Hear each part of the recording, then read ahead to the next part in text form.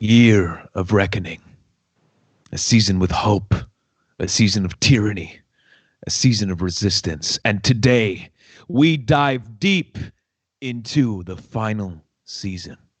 Year 4. Season 4. Mayhem. Ladies and gentlemen, welcome back to the Warriors Den. I've got this new microphone that I can move around. I've got Clarissa to my right. How the hell are you? We got a hell of a show. Yeah, I'm doing great. I'm super excited. I know it's been a while since we last did our Warriors Den, which was for the Halloween event. But magnificent, really excited. How are you doing today, Mike? As you could tell, I'm very excited, very hyped. I've got this thing. I've got a shitty mustache. It's going to be a great, great time. Let's get right into it. We've got so much to share. It's going to be a long one. And to help you guys out, to stick it out, we've got Azarus, Twitch drops, and all that good stuff. So let's get right to it. Azarus, before we get into the details of Year 4 Season 4 Mayhem. Yes, Azarus is an extension on our Twitch stream where you can answer questions based on the show, so pay attention. And if you get those questions right, you get credits called Ubis, which you can use to redeem For Honor rewards such as XP boosts, scavenger crates, etc. And you can redeem those rewards at forhonorgame.com/redeem. Don't forget that we also have this Azarus Creator Program where you can have this extension onto your stream if you are a For Honor streamer. And on top of answering questions, you can also challenge players to a match or something to also win other rewards. But on top of Azarus, we also have Twitch drops. So Twitch drops. Everybody who watches the show for at least 30 minutes will receive one scavenger crate, but this is per 30 minutes. So for example, if you watch 1 hour, you will get 2 scavenger crates, and etc. On top of that, every 10 minutes throughout the show, you will have a chance to win 100k steel or the Gryphon, which is the new hero, which will be unlocked into your account when he releases on December 10th. Yeah. Speaking of which, Gryphon trailer that I'm sure you guys saw, fantastic. Clarissa worked on it. Just wanted to let you know. If not, let's get to the Twitch drops directory, where you guys get, of course, 1 XP boost, 1 hour watch, all the way down to 24 hours watch with all of that stuff that accumulates. Let's not forget. And then after that, for the actual time slots on December 14th to December 16th at 11 a.m. ET and 2 p.m. ET, just by logging into the For Honor directory, you get 4 XP boosts. So those, again, if you time yourself, you get those directly. Obviously, when it comes to these things, please allow for due process. It takes about 24 hours, 48 hours, something like that. So please be patient. But that being said, for those of you who are streamers and streaming For Honor content, we also have this great activation that is still ongoing for every season launch, which means that if you are the top 10 streamer, what does that mean? You just got to stream For Honor a shit ton and you get 100k steal. So if you're part of that top 10 list of hours streamed on For Honor, you get 100k steal that you can use on the new hero if you'd like, for Gryphon, of course. And then we've got the roadmap. So what can you tell us about the roadmap, Clarissa? Yeah, well, it's the beginning of December, so let's take a look at what's coming into For Honor this month. Today, December 3rd, we have the Arcade Quest and Content of the Week, which we'll be showing throughout the show. Tomorrow, we have Ranked Warrior Challenge, which will be happening until the 7th, I believe. And Saturday, which is what I'm super excited for, we have the For Honor Dominion Series Closed Qualifiers. This will be broadcasted on this Twitch, twitch.tv/ForHonorGame. We'll get into more details about the Dominion series and what's coming up later on in the show. But December 10th is when Mayhem launches. We have the Gryphon, which will be available in first-party stores for $7.99. The new Battle Pass for Year 4 Season 4. Twitch drops for the entire directory, which will last for 1 week that we just went over with Mike. And, of course, Testing Grounds will return for a week as well, starting December 10th, and it will end on December 17th. We will go more details about that with Stefan and JC later on in the show as well. On the 17th, we have a cool little event going on. Maybe. Who knows? We'll never know. Well, I guess you just got to find out on the 17th. That's right.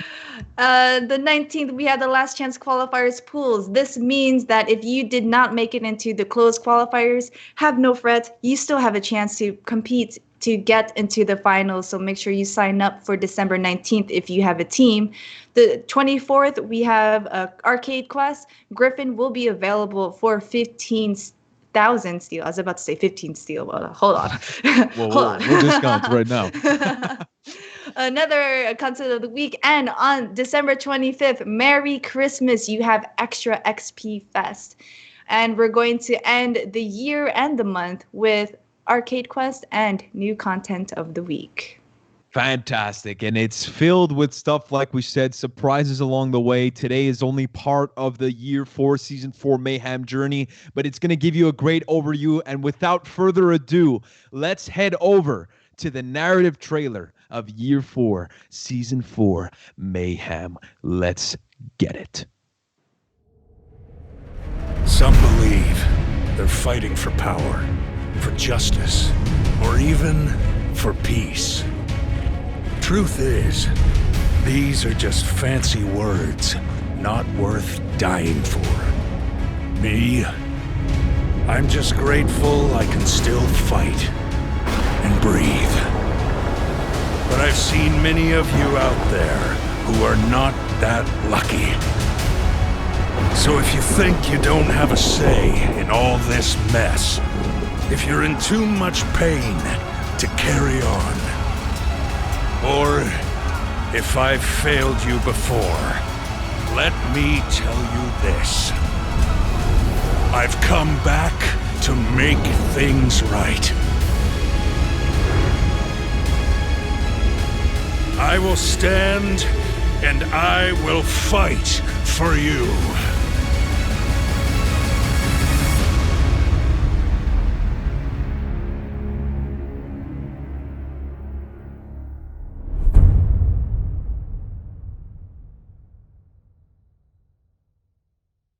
And there you have it, folks. The narrative trailer for Year 4, Season 4, Mayhem, that starts next week, December 10th. And to talk about the season today, we've got some very, very special guests. We have game director Nicolas Bombré, game writer Elise Trin, and lead audio designer Mr. René Hidalgo. How are you guys?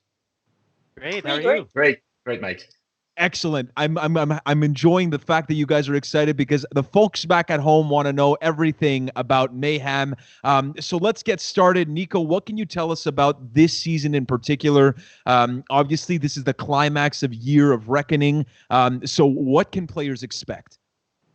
It's going to be a very exciting season. Obviously, this time we have a character launching with this new season. The Gryphon is coming to unite all that resistance that you saw in season 3. So all these small, movements and skirmishes that you guys have been experiencing in Tales of the Rebellion. Gryphon is coming to unite all of these rebels and form a much stronger alliance to fight the Orcos and face them for the first time in this new season, Mayhem. So that first combat, that first full-on conflict is going to change Heathmore for the future. But not everything is going to be about fighting and conflict this season. Obviously, you can expect some holiday surprises coming your way. There's also going to be a new battle pass with Chimera Alliance themed rewards that they're very exciting, and also some new armors and a bunch of new map updates. Also, very important announcement on combat. The testing ground will reopen in the beginning of this new season with changes to the Warden, Nobushi, Peacekeeper, and Shugoki in the aftermath of the CCU update. So Steph and JC will show up a little bit later on the show to give you all of the details. But yeah, this is a very exciting and packed new season. So enjoy the rest of the show.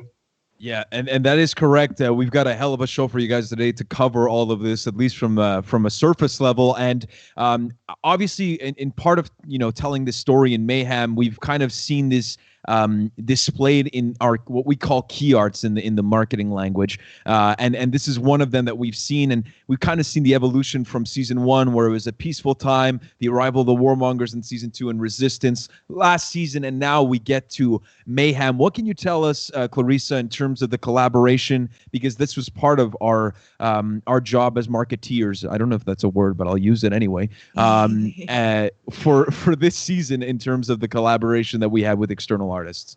Yeah, so just a quick recap for those who, just to get people up to speed, the Year of Reckoning, which was year 4 of For Honor, was a special year because we did collaborate with great artists. And this time around for year 4, season 4 Mayhem, we collaborated with Theoretical Part, which is a compromise of 2 people, Boris and Daria Sokolovsky.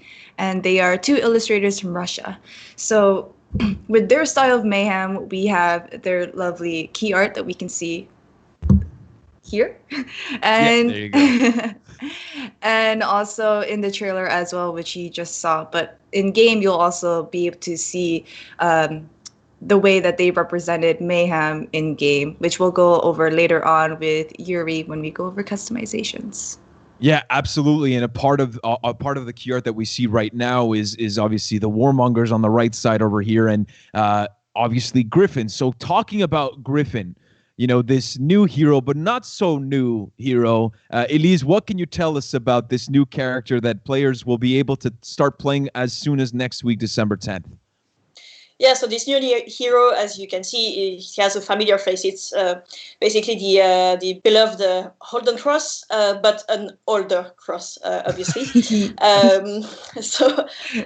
Basically, it's been like more than a decade since the end of the campaign. The events where you see Holden, Ayu, and Stigender trying to establish some sort of peace. But then after that, a lot happened. He had to, Holden Cross had to leave the Order of the Lawbringers. He became a mercenary. He had to almost make people forget about his name, because his name was still attached to the Blackstone for many people. So he tried to make amends and to change his identity in a way, and that's why people started to call him, Gryphon, as that winged lion, basically, that became something new. And now, as the resistance has been growing in Heathmoor, as the rebels needed someone who knew the enemy from the inside, who had the charisma and the poise to lead the battle. They basically thought that Gryphon was the ideal candidate for that. So that's why he's now back, and he's ready to lead the charge against the first battle against the Warmongers and the Order of Hawkers. And this hero is also very special to us because he's since he tried to make amends, he tried to learn all the cultures across Heathmoor, compared to the Warmongers who are trying to impose a new culture, who are speaking just one language. Gryphon, he did the opposite. He's doing the opposite. He's trying, to understand and learn from others, and especially new languages. And that's why it's also our one and first polyglot hero ever in the game. That's unreal. And so for those of us who don't know what a polyglot is and didn't research it right before the show, Renee, what can you tell us about what that means for you and the audio work that went into this character and kind of materializing his background story? Well, first of all, I can't even speak English all that well, so can you imagine what it's like to learn 4 languages? So, honestly, what an achievement done by the team for this character. We spent many hours with language coaches, translators. We did many hours of rehearsals. So just to touch on what Elise was saying about our use of language in the game, some people call this lazy for the warmongers speaking English. First of all, how dare you? Second of all, but it was also our idea the whole time to have a character that would speak in many languages. I remember Elise bringing this up. I was like, man, this is crazy. I love it. Let's do it. And we just, we wanted to make sure that first we wanted to see if the actor was up for it. He was more than up for it. He was, he practiced really hard. So yeah, we're super proud of all the work that he did for us, and also, with all the support we got from our translators and voice coaches. So there's Francis, Aiko, Yoe, Emilia, Gunnar. There's our Alice Sound Studio, the Boombox Studio in Toronto. Nico and Steph for their guidance. Ben, he helped really make a really really nice and engaging design for the Gryphon for the voice on when he should speak, and of course Elise and Evan, our voice actor. He did an amazing job. Kudos to the team. Yeah, absolutely. A huge shout out to your team. And again, we've got so much more to cover on Gryphon because we've got a segment that's coming up next for the fight kit. So I know that that's what's going to be on people's mind now. So again, guys, thank you so much for coming in and talking about Mayhem. Again, for those of you who may be joining the show a little bit late, it starts next week, December 10th. The hype train is all aboard. Okay, so guys, thank you so much. And we'll be right back after this with Stefan and Benjamin Goulet, who's going to be on the Warriors Den for the first time to talk about Gryphon. Thank you again, guys. Thank you. Thanks, everyone.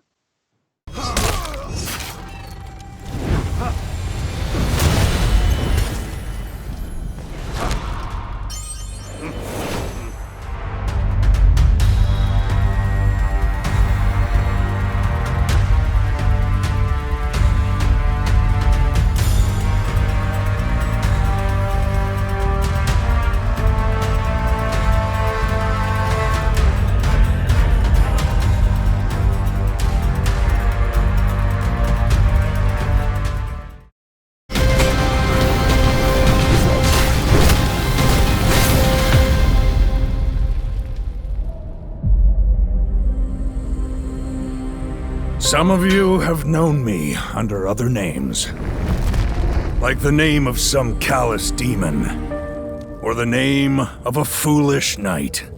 Yet today, I have another name.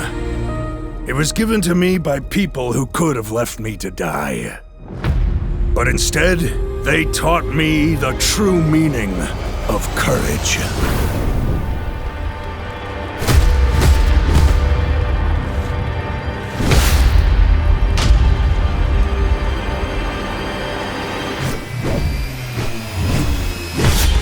So, listen to me, warriors.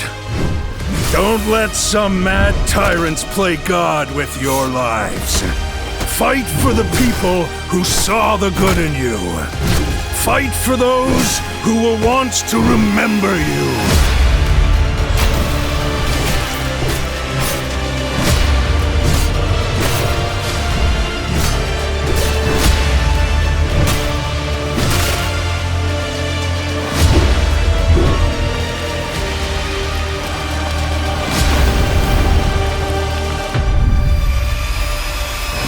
Come on, warriors! Show them how you fight!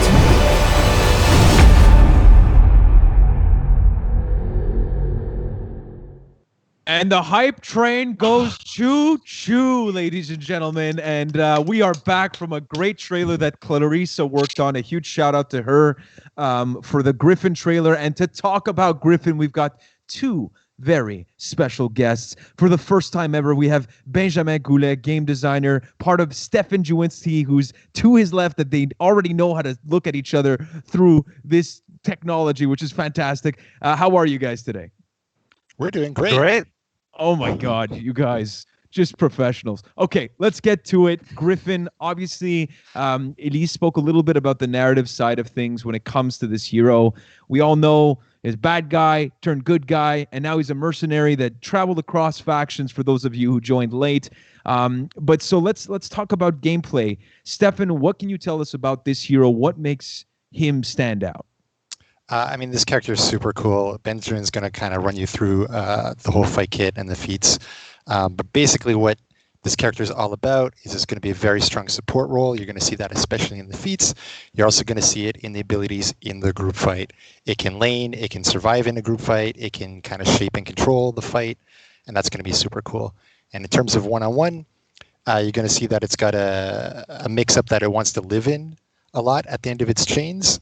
And then it's got a good opener to be able to get there, and some cool shortcuts that are going to help you live in that mix-up a lot more often. All right, so Ben, let me ask you the question. What are 3 words, if we can, to describe Gryphon? Yep, I came up with support, versatile, and old. Love that one. Love it.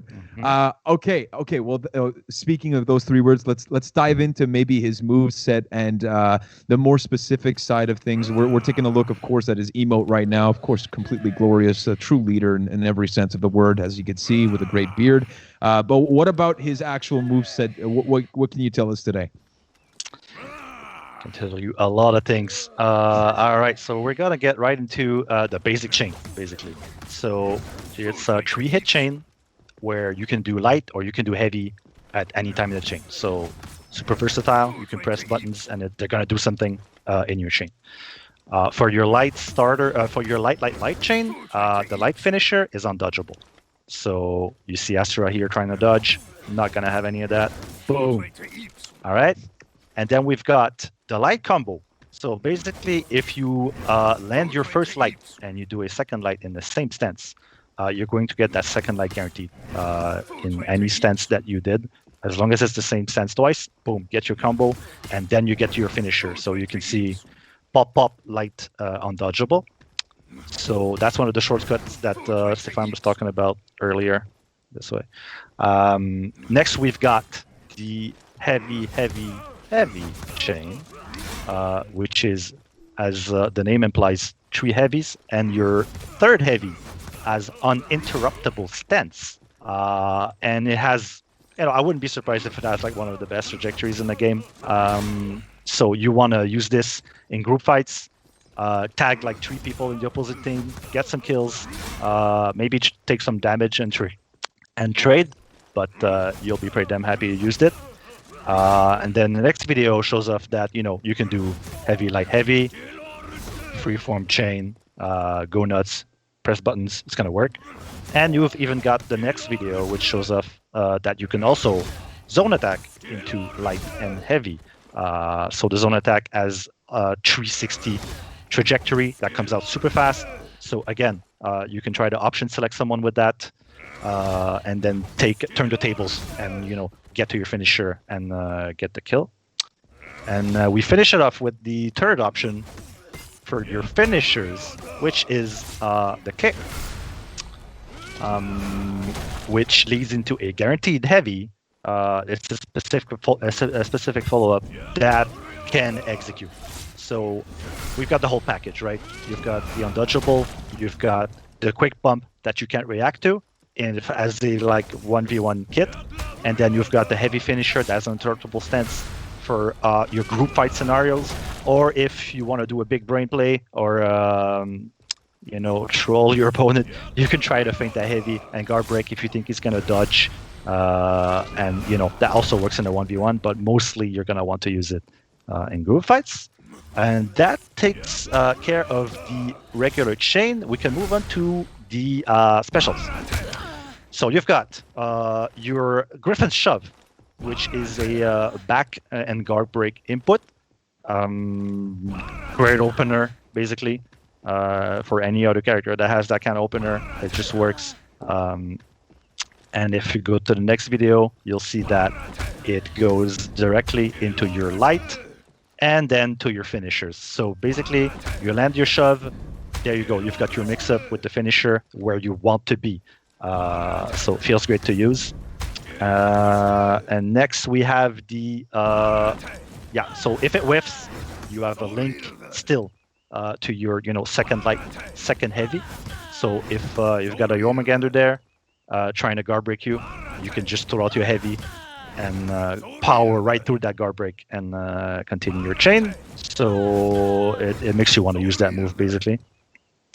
All right, moving on to the dodge forward, Helm Cleaver.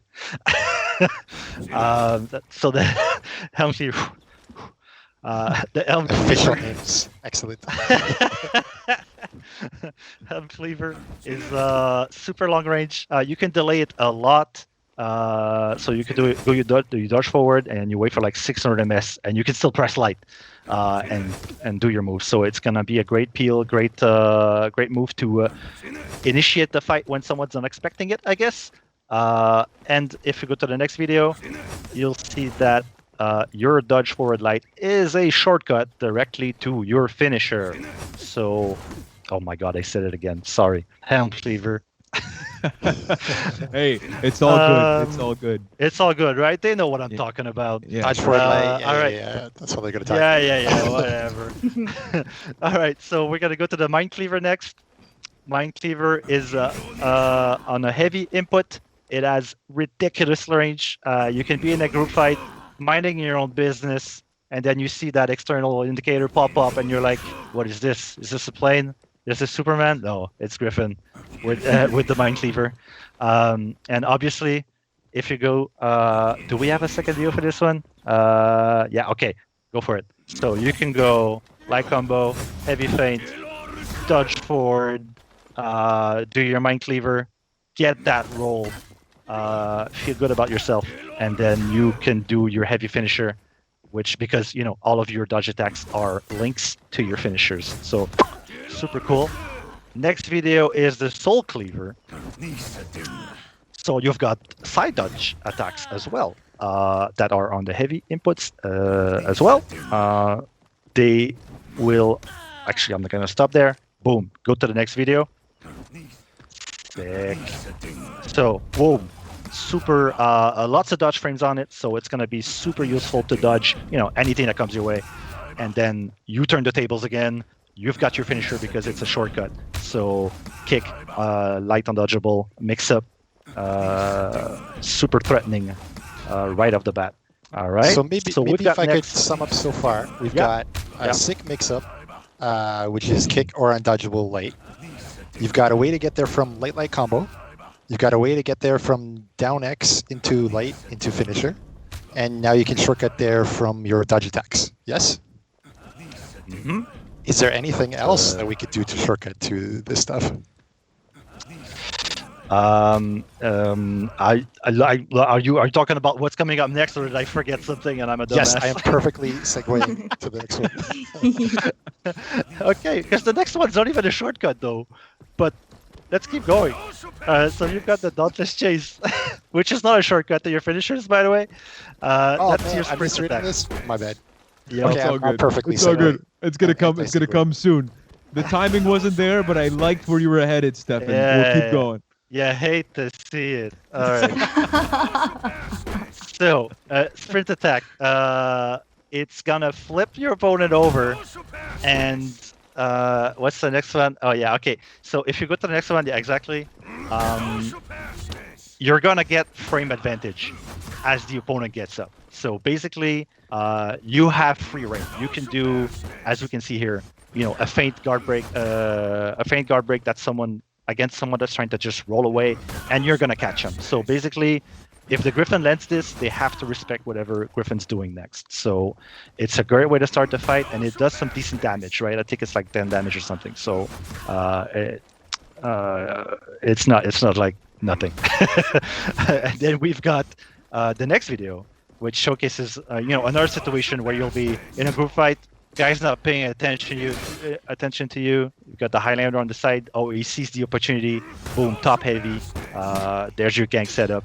Obviously, the attack is blockable and parryable, so you're gonna have to find the right opportunity. But when you do, some big damage opportunities there. Next, we move to the next shortcut to your finishers. So let's pretend that Stefan set it up beforehand for this. But now you can get into it. Just imagine that we edited for this and we jumped ahead to this point, and some editing magic happening there for sure. So all right, your guard breaks. You can see the guard break here, leading into the second heavy, into your finishers. So basically, whenever you land a guard break with Gryphon, you can do your free second heavy into your finisher mix-up. And if you throw your opponent, you get a link directly to your finishers. So throw someone for a wall splat, and boom, there you go. You've got your free heavy finisher into reset. So a maximum damage there. Next, we've got the Ironclad Tactician. So that's a little something Gryphon cooked up for us, where if he parries an attack, and he does an attack while he's parrying, so in this case a light, he's going to gain uninterruptible stance on it. So you all know those situations where you're in a group fight, this guy's like, he's got like 1 health left, Like, screw this guy, let's just kill him. And then you parry, and you're like, yeah, finally got the kill. And then you get interrupted by your that other Jormungandr, pesky Jormungandr, who designed this character. And you can get the kill if you are Gryphon, because you're just going to trade away with the uninterruptible stance, and that feels great. So what else can you do next? You can also do your zone attack that will be also uninterruptible stanced. Is that like, did I conjugate that? You invented it. I Yeah, think- it's I perfect. think it was great. Stanced. I think it was great. Shows creativity. I love it. Yeah, there you go. And so that's going to be great for, again, getting that kill that you couldn't have had before, and even maybe a second one in a highlight reel for YouTube. Clip that shit and put it on YouTube. It's going to be great. And then the last opportunity is obviously, you're heavy. So you land a light parry in a group fight. Throw the heavy out. Someone tries to interrupt you, he's going to get tagged. And then you can get another double kill into execution. If someone ever does that, I hope it's going to be on Reddit so that I can save it and keep it and show it to my kids. It's going to be amazing. I think we're up to the feats. Did you want to add anything, Steph, up at this point? I'm a little scared too because we might go to the wrong video, but or at least maybe the right video and I'm in the wrong universe. But no, let's rock it. This is there's more fun to come. All right, there you go. So we've got feat 1, stern stare. Gryphon stares at you, and definitely, I mean that's gonna hit you in the soul right there for sure. So as we can see, I'm sure freeze is gonna be on that one. You can see 30 damage coming from the the top heavy, turning into something else. I bet there's a calculation there to be done. I think people are gonna figure it out, Steph. I'm not sure, but I think it makes people attack less, like their damage is lessened or something. Yeah, it's the buff basically. Oh, nice. Okay. You can see the value there, but you need like binoculars from our screen. So I'm sure you guys will see it better than we will. Yep. So, I mean, it looks unassuming, but honestly, it feels super good. It has a short cooldown, so you can use it often. You want to calm down that guy that has revenge. You want to try to save your ally that's being pummeled by a bad guy. Any situation at all, really. You go into the fight, you want to use stern stare to kind of slow down the fight and have some time to do your other feats that come next. So you've got Draconite Mist. Kind of forgot to mention, but all of Gryphon's feats are inspired by all 4 different factions. So you had Stern Stare that was inspired by the Samurai. We've got the Draconite Mist. That's a Wulin inspired feat. Basically, you use Draconite to heal your allies and yourself in a gigantic cone around you. So again, that's kind of the defining feat for Gryphon. Doesn't have too much of a big cooldown. You get it early in the fight, and it's super useful in a lot of situations where you can save your teammates. It feels great. As a support character, there aren't too many in the game, but Gryphon definitely has that niche covered. And you can imagine if there was this 3rd or 4th character, like they would get heals as well in there.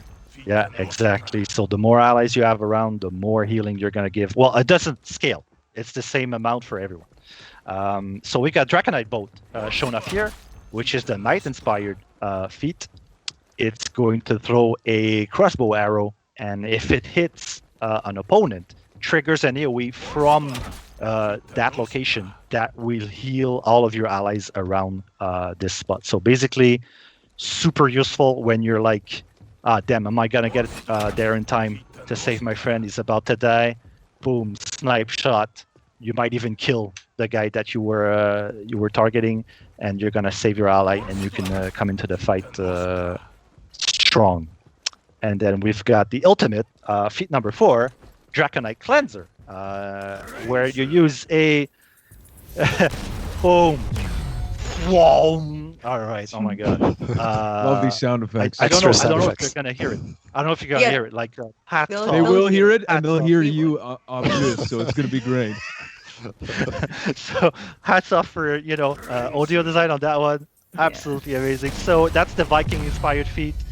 you're gonna have your explosion that comes first off this like grenade, which then sets off an AoE of healing for the rest of your teammates that are still alive after this to come heal for a respectable amount. So big disruptive feat that does good damage and good healing at the same time. It's like the paladin kind of feel where you're killing people with the light. The danger healer. A mic drop type of moment that we could see with this. Like if you could end a fight with this, that'd be sick. I hope it happens and you could clip it and then Benjamin, you could show it to your kids again. My God. Okay, well that being said, I mean, super interesting, and I personally see like a great kind of contrast between, you know, we have the Warmonger that their feats are kind of almost the opposite, where you see it all about kind of taking away health, and now you have a character that is mainly there to support and use those tools, especially in the feats that you just covered. So that's very interesting as the kind of the protagonist and the antagonist. So that's awesome. And I guess my question now is, for players that are coming from other heroes, do we see certain kind of transitions that may be easier from one hero to another? Yeah, definitely. I think Kensei players are gonna be comfortable with this hero, especially for the huge trajectories, that halberd. Honestly, that heavy finisher, Kensei is shaking in his boots. It's very threatening. Awesome. Yeah, if you know how Kensei's kind of shortcuts work, these are kind of similar. So I think the transition there will be nice. If you like to lane, this is a good character for you. If you like to be either controlling the group fight or kind of like on the outskirts and supporting the group fight, there's a lot of opportunity there. And then, I mean, that mix-up is super scary when you end up in the 1v1s too. So there's quite a lot of option as a player, I think, which is cool. That's awesome. I guess my last question is based off of the fact that you have this new character that's going to be supporting people. How does that impact team composition? I mean, obviously, high-level gameplay, it turns out to be, a lot about how do you make the best kind of composition between the heroes and to complete each other and make sure that you have the deadliest combo when you're in a situation where you're trying to finish off a fight or just control points and stuff like that. So how do you see this hero's introduction kind of shaping that landscape and to Clarissa's work with the Dominion series and stuff like that? Mm-hmm. Do you see this a character that can impact that type of high level gameplay, and even not even just high level, just regular gameplay? Yeah, definitely. I think Gryphon is like the epitome of hybrid. Like, he is a true hybrid. I think he can pretty much be decent and good in any role. So basically, he's got the support thing. That's one of his main strengths, but not everyone has that. He's going to be good for team fights. It's going to be great at laning. Just smash that heavy button and you kill like 20 minions. And he's going to be good for healing points, holding points, because of all the maneuverability option he has and the huge trajectories that kind of keep people at bay. So I think these are going to be his main strong points. Well, that's awesome. Guys, I want to thank you so much for taking the time to talk about all of this great stuff that has to do with Gryphon. For those of you who are joining the stream a little bit later, this is the Year 4 Season 4 Mayhem stream, and we've got a brand new hero in Gryphon, a glorious beard, and a glorious moveset, as we can tell. Guys, thank you so much, and we hope you enjoyed your time on the show. Did you? Oh, yeah. Thanks for inviting. I'll be back anytime. Yeah, and you were a pro. I got to say it, Benjamin, you killed it. You killed it real good. So, all right, well, we'll be right back for Testing Grounds with, again, Stefan is going to be there, and JC. Again, thank you, guys, and we'll be right back after this.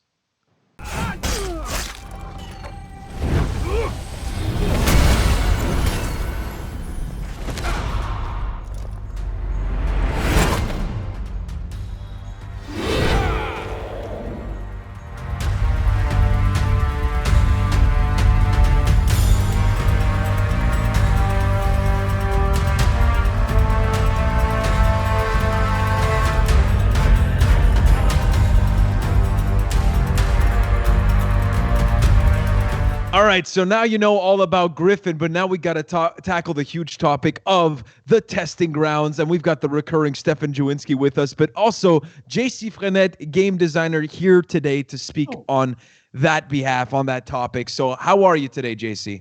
I'm pretty good. Yourself? I'm doing excellent. I know that we've got a lot to cover, so let's get right into it. But before we do, actually, a little bit of a recap of what Testing Grounds is. And Clarissa, if you don't mind getting to it, that would be fantastic. Yeah. So Testing Grounds is our public test where we give you changes to try out before it goes live in game. What's really nice about this is that it's not a separate server that you need to download. It's just right in the game. You'll see it on the event front in the world map, and it's available on all platforms, not just one. This also allows for your regular progression, so you won't be losing any while you do the tests.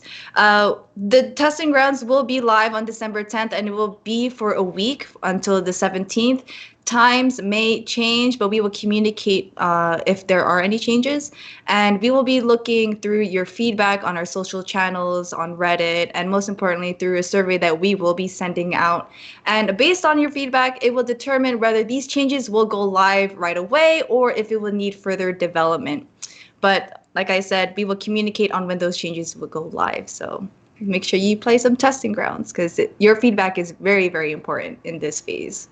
Yeah, that is correct. And talking about this new phase, let's get right into it. Stefan, I don't know if you want to start us off and just give us the high level of what this phase entails and the heroes, obviously, that you could see on the screen now, and what the objective is. Absolutely. Sure. As you see on the screen, there's a Warden, Peacekeeper, Nobushi, and Shigoki. These are the characters that you're going to be able to play on the Testing Ground event front. And as Clarissa has pointed out, if you play them in the event front, they're going to be these new changes that we're going to talk about today. If you play them in any other normal matchmaking, it's going to be the regular stuff. So think of this as like a vision into the future, basically. A vision that you will help us shape. So thank you for your time. That was beautifully said. We just had to say it. Thanks. I hadn't rehearsed that at all, I swear. And basically what we're trying to do with these heroes is bring up their viability. We'll kind of break down like on a character by character basis, where they weaken their kit, what are we trying to fix up with each of them. And in a few cases, such as like some of the Shigoki bits, we'll talk about what parts we think are frustrating and how we're trying to address that. Awesome. Well, let's get right into it, JC. I guess we'll start off with the Warden. Yep. So for Warden, we're trying to target, like as the previous slide mentioned, we're trying to give every hero kind of like 2 roles at least, so that they can actually perform quite much better in like high level tournaments.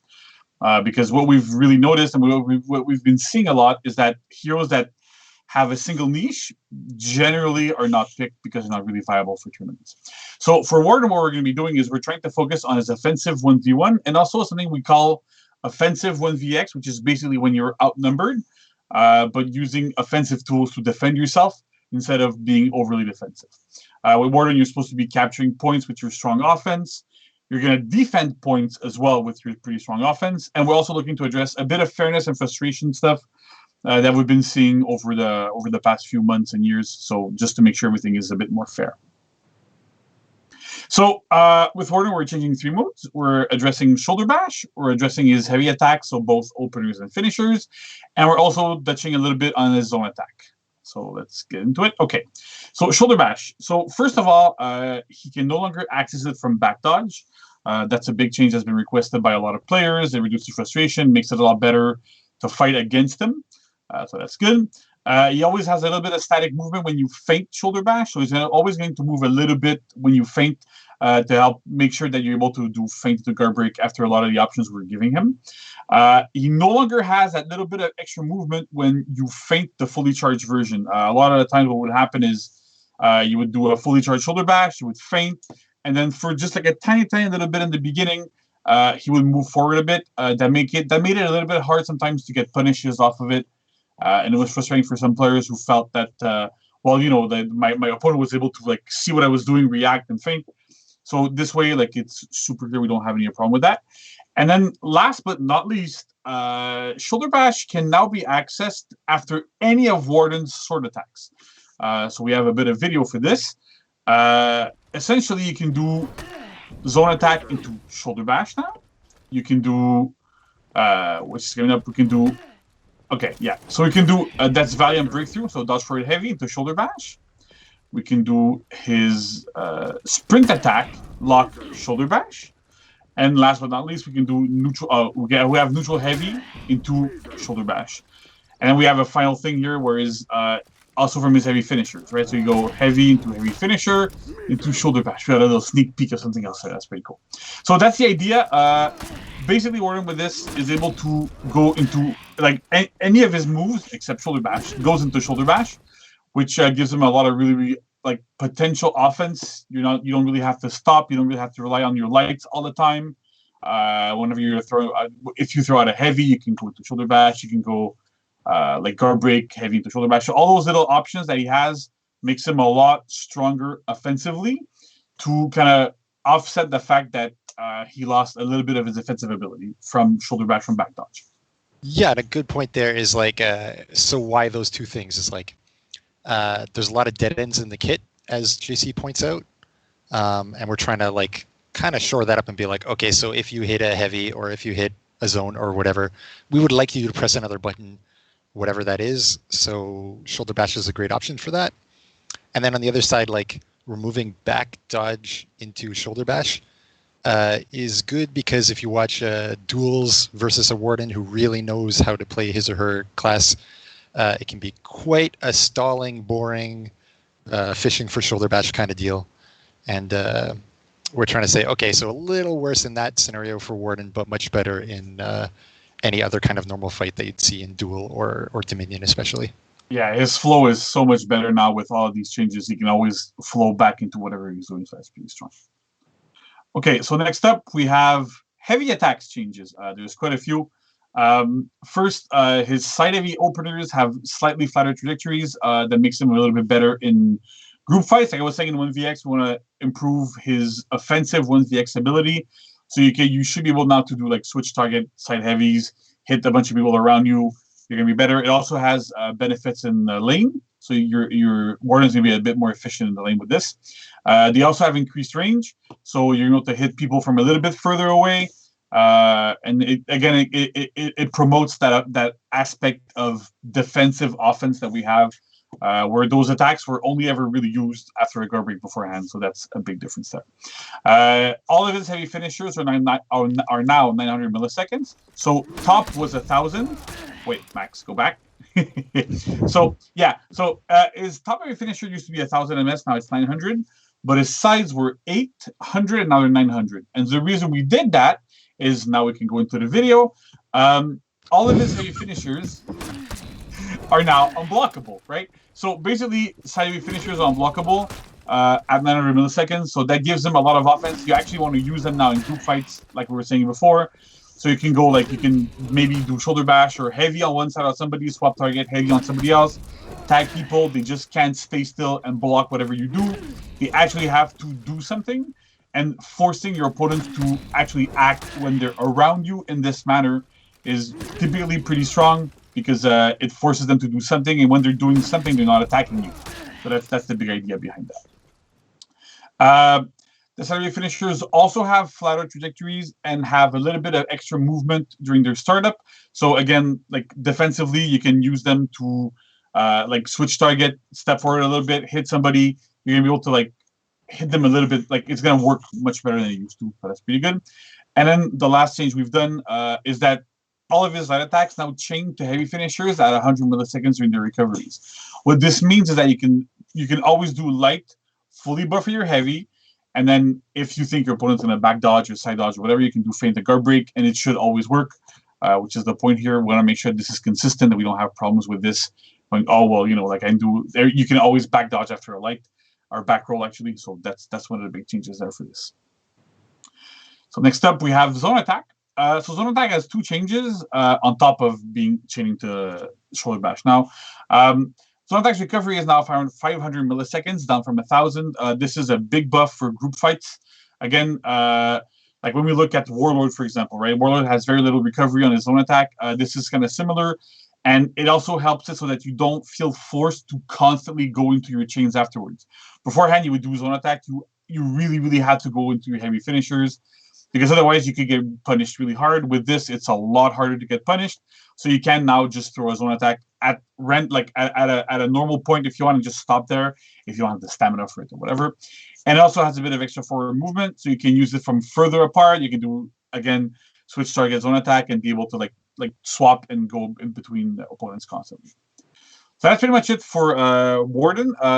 Stefan, what do you think is gonna happen to Warden with these changes? So kind of globally, I would think that Warden is going to be a little less slow and stally in a 1v1 situation, which I think will slightly hurt on duel, but there's really plenty of room for that to happen for Warden and still be fine. But on the other side, with shoulder bash access as well as the unblockable heavies, is going to be much able to attack and continue sustained offense on a character. So I would say in a situation where you have a Warden trying to hold a capture point, they could actually aggressively fight down the opponent that's coming for them. And then the other stuff you've got for trajectories and in terms of when you're timing of coming back to recovery on zone, for example, should allow you to be much more survivable in a group fight or multi-person kind of scenario. So I would really be excited to see, like, can a Warden threaten Centurion or Warmonger for their spot on your roster? Before, I would say probably not, and now it's like, it'll be interesting to see. Yeah, definitely. All right, so next up we have Peacekeeper. So where are we going towards the Peacekeeper, Stefan? Peacekeeper's an interesting one as well. A little weak in 1v1 at this point, and really not that useful in group fight scenarios on live. And then Peacekeeper wants to get the bleed right now in a fight, and then really try to press her advantage using her enhanced lights. And while this is good, it's still easy to external blocker. It's still easy to shut her down in a number of ways, and we're going to try to kind of pump that up. Mm-hmm. All right, so let's see what we have. So we're changing a couple of removes, or we're doing some tweaks on all of our heavy attacks, some tweaks on dagger cancel, on heavy finishers also specifically, and also on zone attack. So let's start with heavy attacks. So now all of our heavy attacks now deal an extra 5 damage across the board baseline, including dodge attacks. So that means that the dodge attacks no longer do 5 plus deep gouge, you do 10 plus deep gouge. That puts her damage a little bit above the curve, but being above the curve in this case is okay for Peacekeeper. She has to work a little bit harder to get her damage in. It'll let her do a bit more executions. So that should really pump her up a little bit. We've been seeing that her numbers have been going really, really way down since the Core Combat update, so that should really, really help her out. Next up, we have dagger cancel changes. So we have a video for this. So you can now cancel the recovery of dagger cancel with a dodge at 333 milliseconds. That might seem like an odd number. The idea is that when you do this, you still don't have frame advantage in 1v1, but you can use it in 1vx scenarios, and it actually comes out faster than it was before the Core Combat update, right? Before Core Combat update, it was coming out at 400. So now at 333, you can more comfortably do dagger cancel on somebody, dodge, swap target, dodge for heavy, and like do a bunch of like you can really see like Peacekeeper jumping back and forth between a bunch of opponents in group fights, which is interesting. But the recovery time, if you don't cancel with a dodge, is unchanged, right? So we still want to keep that frame disadvantage in 1v1 because with some of the changes that are coming up that we'll see afterwards, we didn't want it to become a bit too strong in those types of areas. So next up we have heavy finishers. So heavy finishers are not unblockable when you are locked onto an opponent that's bleeding. So we can see a video of this where we see Peacekeeper landing dagger cancel and then going to her heavy finishers, right? So with those heavy finishers being unblockable, it makes her, and it's like those heavy finishers become so strong and so scary because out of heavy finishers, she can dagger cancel, she can dodge, she can guard break, she can let it rip, she can feint, she can do everything. Basically, she has every single option out of her heavy finishers. And so it makes it so you can't option select them. So it makes them very, very strong. It makes them super scary. And on top of that, what's interesting is that all of the outs that she has when you correctly read your opponent and you land something leads to more bleed, which in turn leads to going more towards your heavy finishers again and again and again. So it kind of snowballs in that way. So that's really, really interesting for her. It gives her a bit more external pressure as well. So that's pretty good. I think you still get your combo hit. Yeah. After. Yeah, you still get deep gouge, right? So if you let it rip, you go deep gouge, and you can go light into something else. That's the interesting thing is that's it. Absolutely everything leads to bleed. So that's pretty good. Next up, we have zone attack. Zone attack has been something that's been a bit of a contentious issue. So now zone attack is enhanced like other zone attacks, and it also gives a heavy parry when it's parried. I think all the zone attacks at this point, except for the bash ones. Now we have another thing too. The second hit is unblockable when you're locked onto a bleeding opponent. So similarly to our heavy finishers, you can go when your opponent is bleeding, you can do zone attack, and then the second hit is unblockable. You can get mix-ups, which brings us to the rest of these changes. You now feint the second hit at the normal feint timing. This was done partially because it makes it a bit more in line with stuff and it makes the mix-up work a little bit better, but also because if your opponent was bleeding, you would flicker unblockable and it looked really bad. So that was really, really like a difficult issue with that. So now I also soft feints the direct cancel at the normal feint timing. So that's good. But it also now soft feints to guard break and to dodge. So you can go zone, dodge, zone, guard break if somebody is trying to run away from your unblockable, for example.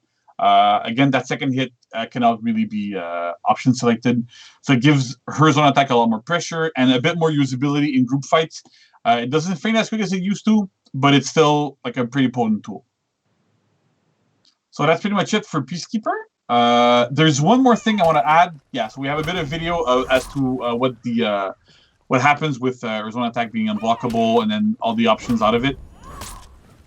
If Max plays the other videos. Yeah, so since that was like soft feint to guard break, we have zone attack going into guard break. Yeah, okay. So then we have what else we have? Okay, perfect. Okay, so that's what we get then. I was sure we had the other ones, but it doesn't matter. Yeah, so that's it for zone attack. So there's one more thing. Yes, I love you, Max. By the way, thank you. Yeah, we love you, Max. Like, doing amazing. There's one last thing I want to add before we do the recap because it's not in the slides. It's something that we did a little bit last second. We changed the input on her deflect. So when you're deflecting left, right, or front, to a heavy attack instead of a light. The idea being that like a lot of other characters have that. When you deflect, you do one button, and then if you deflected, you would do your deflect, and if you didn't deflect, you do your dodge attack. So now you have that with Peacekeeper as well. So whenever you're dodging, just always hit heavy if you want to do something, and the right option is always going to come out. So that's pretty good. We can go into the recap now. So Stefan, what do you think is going to happen with Peacekeeper? I think it's going to be very interesting to see how she performs at this point. The game plan of get that bleed and then press your advantage is much stronger than it was before. Zone attack is going to have really interesting follow-up. So there's unblockable or soft feint to dagger or guard break or whatever. She's going to have quite a lot of options that way. I would really like to see her hit that bleed and then pressure down opponents to the point where you're like, yes, I want this assassin on my team. Mm-hmm. That's pretty cool, too, because she synergizes really, really well with other bleed heroes like Shaman or Nobushi, right? Oh, that was going to be my line, but I forgot it, I guess. So now I've won 2 transitions today. So yeah, Nobushi. Oh man, was Mike going to burn me there? I guess. I let yourself burn yourself there. Oh, that's right. Better. Self-burn.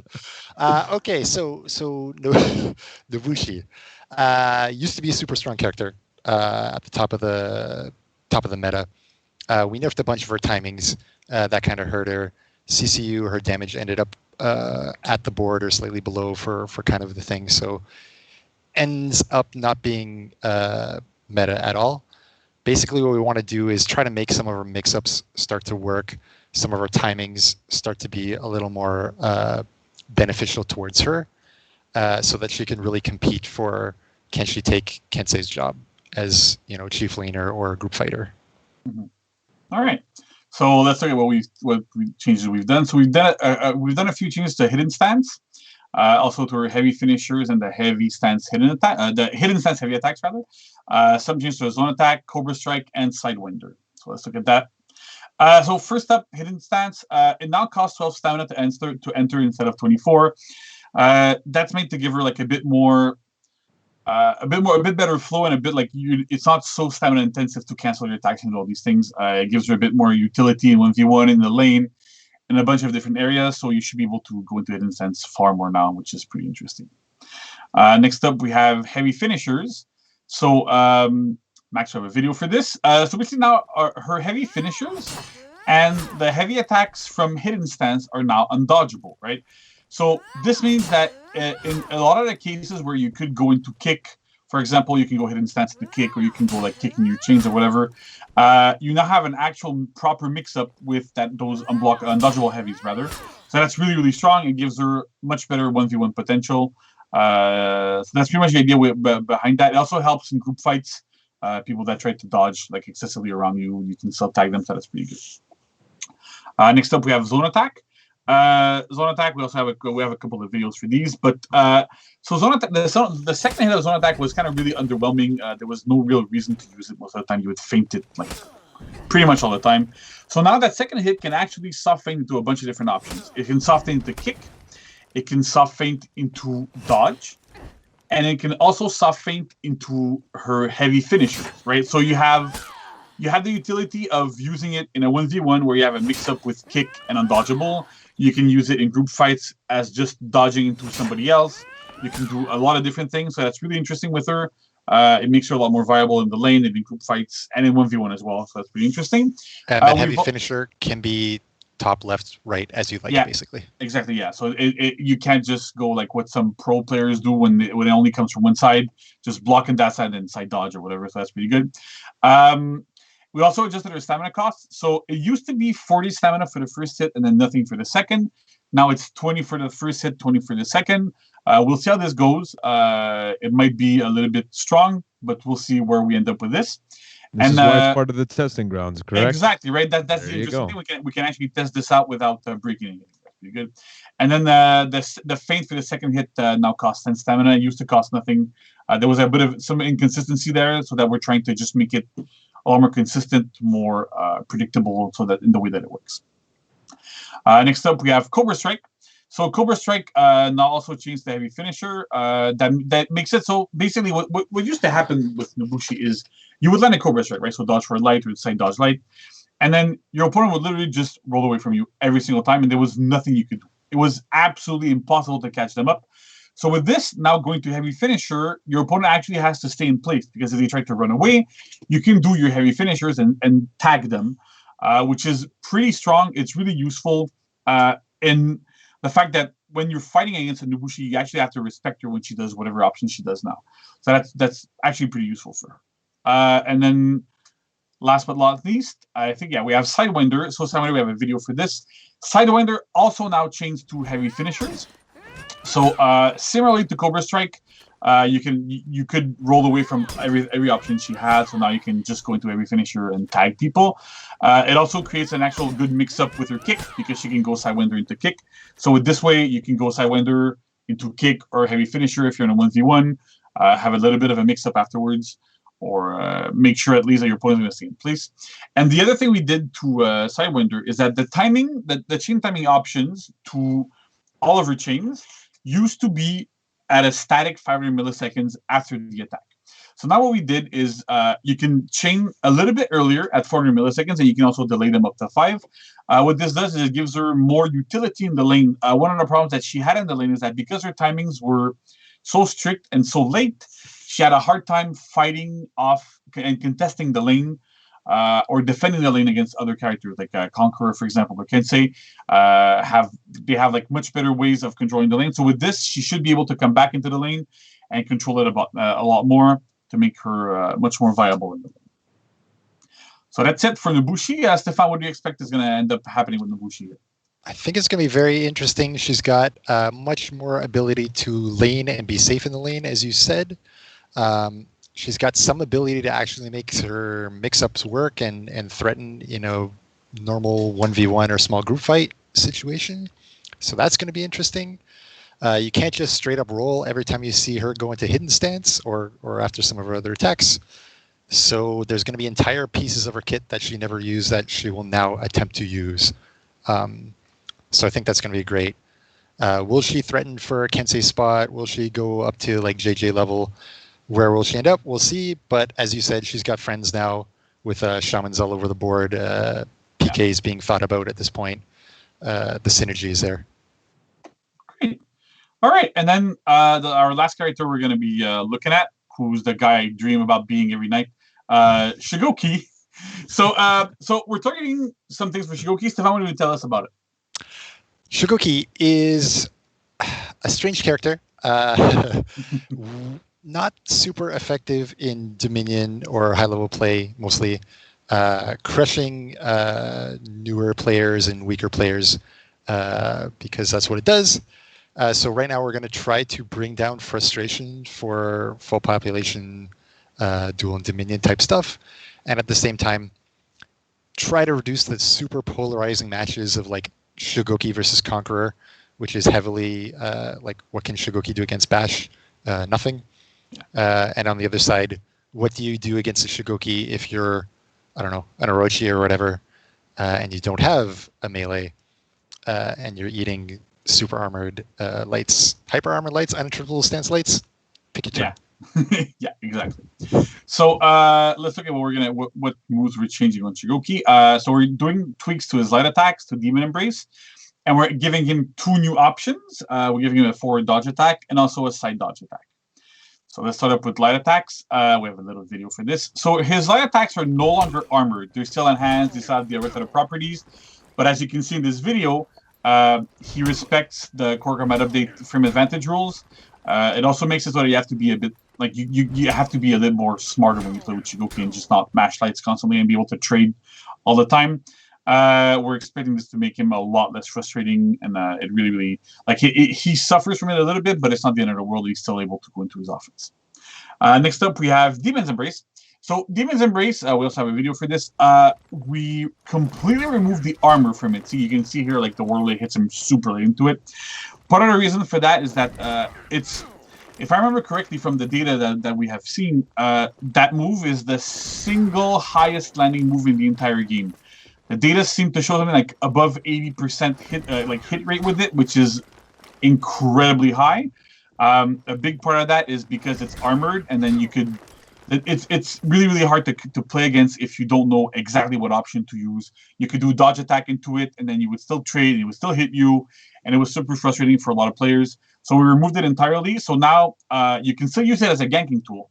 You're external, you do heavy into Demon's Embrace. You can still gank with it, still good, but it's not as strong as it used to be in 1v1. So you can't really rely on it as much. It'll still land, but it won't be like as powerful as it was.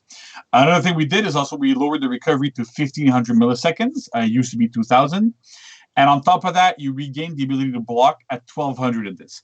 So the mismatch there a little bit is so that we don't want people to use Demon's Embrace non-stop, like we see sometimes some Shigoki players doing.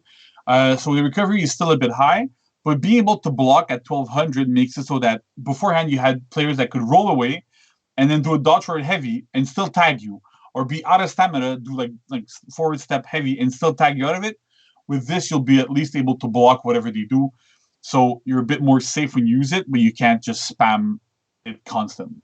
Yeah, you'll get punished, but you won't be like insanely punished or extra punished or double punished in the case of armor into hit in the recovery a second time. Yeah, that's it. So next up, we have new attacks. So now he has a dodge forward heavy. We have a little video for this. So dodge forward heavy basically uses what we had as a sprint attack animation. It's not armored like sprint is. It's literally just a dodge forward heavy. It catches rolls really well. Typically, from what we've seen, you can use it on reaction to somebody rolling and still catch them. So that's really strong. We know there's a little known issue right now in the testing grounds that's going to be fixed when the character releases if we still do that, which is it doesn't execute right now, but it should. So just keep that in mind. It's a little bug that we're going to fix. Put it in your surveys. Yeah, put it in your survey. That's going to be good. We're going to make sure we don't forget it. The other thing, too, is that it acts like a chain starter, right? So you can do dodge forward heavy into your heavy finishers and have a lot of pressure out of that. That's pretty strong. And then Shigoki's final change is he now has side dodge bashes. Basically, he uses his headbutt. So you can go into whenever somebody like attacks you, you can do side dodge head, but it gives them an actual option to deal against bashes, especially the fast acting bashes. Like if you look at Blackfriar or Conqueror or Lawbringer, for example, they won't be able to dodge out of it if you predict it. So it makes them a little bit easier to punish bashes. It also goes into his finishers. It acts as a chain starter. Basically, it's headbutt that you use in chains, but use it on a side dodge. It still does 37 of damage, all that stuff. So it's pretty strong. It's really, really useful. It's good so that because you can't really just roll away afterwards either, you can just do feint the card breaking and catch people. And that's it. So it gives them a really, really powerful option to deal against bashes, but that doesn't really guarantee damage. So it's pretty interesting for that. So that's it for Shigoki. So what do you think Stefan is going to end up going on with Shigoki? Well, I think for sure it's going to be less frustrating for full pop players like that light. Losing its uninterruptible property is going to be quite good. I think on the other side, we're going to see way less polarizing matchups. So Shigoki versus Conk or BP or whatever, something along those lines, is not going to be completely hopeless for the Shigoki. And then same on the other side, Shigoki versus someone who doesn't have access to a move like that is not going to be hopeless for the other side. So I'm really hoping to see Shigoki not have, dominant or dominated by matches and more like kind of in the middle. This is in the middle, trust me. I got a small scale there. This is the middle. Yeah, exactly. All right, yeah, so that's it for the character we have in the testing grounds. So Mike? Yes, first of all, that was awesome. A lot of information, and of course, this is a week event, and I know that it seems like a lot of stuff, but obviously, if it's going to be in the future of the game, it's the reason why we go over it so extensively, or you guys do at least. Guys, again, it's so important for you guys to be a part of the testing grounds and send your feedback because obviously, it's folks like JC and Stefan that are going to look through that feedback and say like, okay, well, this worked, this didn't work, and then bring those changes to the game thanks to your feedback. So guys, thank you for going in detail on all of the stuff, and shout out to Max who recorded all those videos for this segment. Thank you again, and we'll be right back after this with a map update, if I'm not mistaken. So thank you again, Stefan and JC. Thanks. Thank you.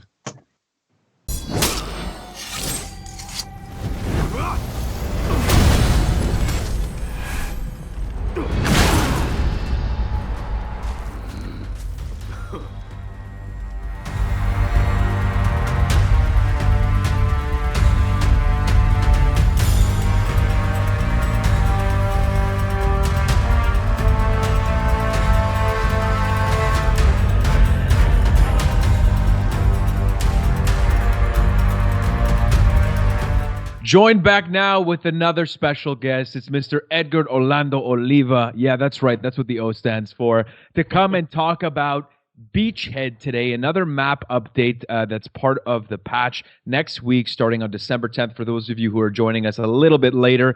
Ed, welcome to the show. How are you? Thank you. Thank you very much. I'm always happy to be here, especially on such an epic show. And I love showing off these new map reworks that we're working on. It's always a pleasure.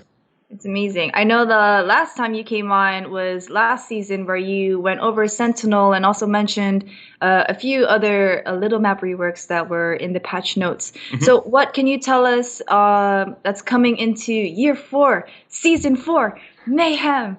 Yeah, so following the good reception we had on Sentinel and Gauntlet changes that we had, I'm very happy here now to show off Beachhead rework. And I think, players are pretty familiar with this map at this point, and it definitely had some sticking points on it that needed to be ironed out, and a lot of navigational changes as well. So I think people will be very happy to see these. So we can start off right away and show off the first major change. Here from the attacker's spawn, you had this single ladder going into capture zone C. And this was very problematic, as only having a single ladder access is not ideal to access your home point. And instead of adding more ladders and stuff like that, we went ahead and we created this slope that leads into a broken portion of the wall here on the right side, and that leads you deeper into the capture zone area of Capture Zone C. So this gives two different options to attackers coming in from spawn of how to approach their home point here. Yeah, and here we also on Capture Zone C, this area that was kind of overlooking the rest of the map was very unused space, and so what we did is we connected it to the other side of the map, which was previously non-playable gameplay space. And I think this really helps open up the map a lot more and gives you far more options in how to approach the enemy team's capture zone and how to just navigate the map entirely. Yeah, it should definitely help with the map rotation for beachhead at least. Yes. And and here right next to that bridge, we had these drop downs. It was actually a double drop down to get from capture point C to mid lane.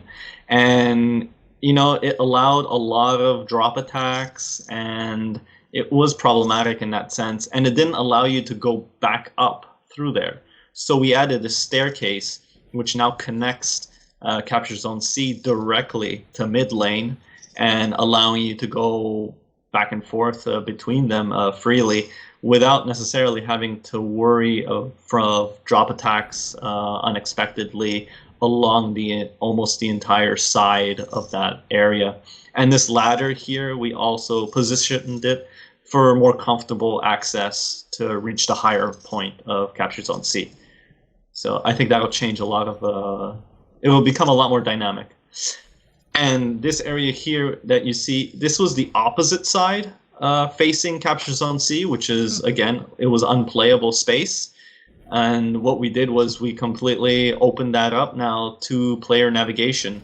As you can see, that ladder there now gives attackers access to this area if they go to the left-hand side. And it'll connect them to both the bridge, which we just added, and moving on to Capture Zone A. So I think that, again, opens up the map a lot. Here we see Gryphon, using that ladder now. He just spawned, and he's going directly to Capture Zone A now. So this was something that the attacker team couldn't do before, and we opened up that tunnel as well. And I think it'll be very, very interesting. Speedy old man Gryphon is. Yeah. Just whizzing by there. Yeah. Gotta move quickly.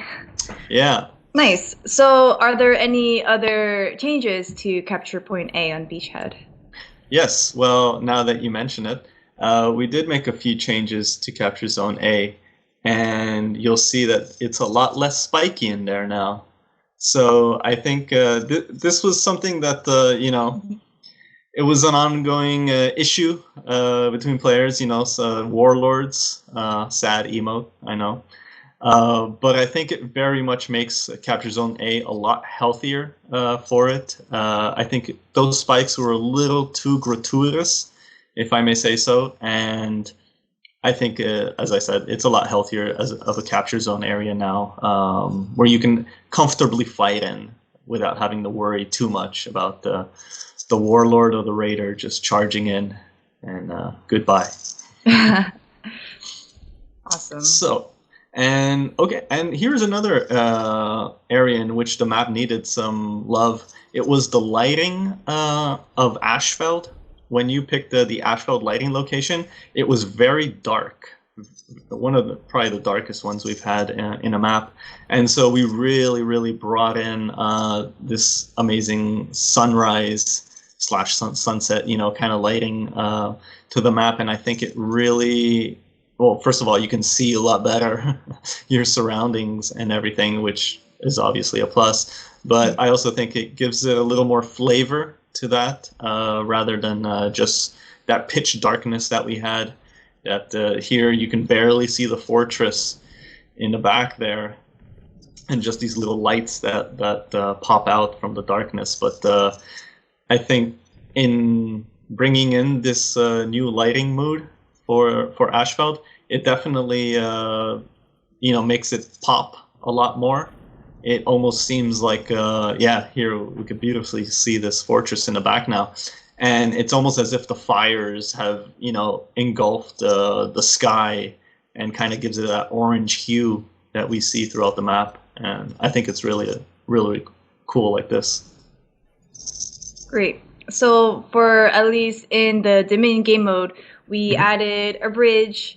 We adjusted pretty much the spacing so that way people won't just rely on dropping in and doing drop attacks. We also gave people more options to move around the map, which is like you have not just one ladder going up, but you can also go through like stairs or like a hole.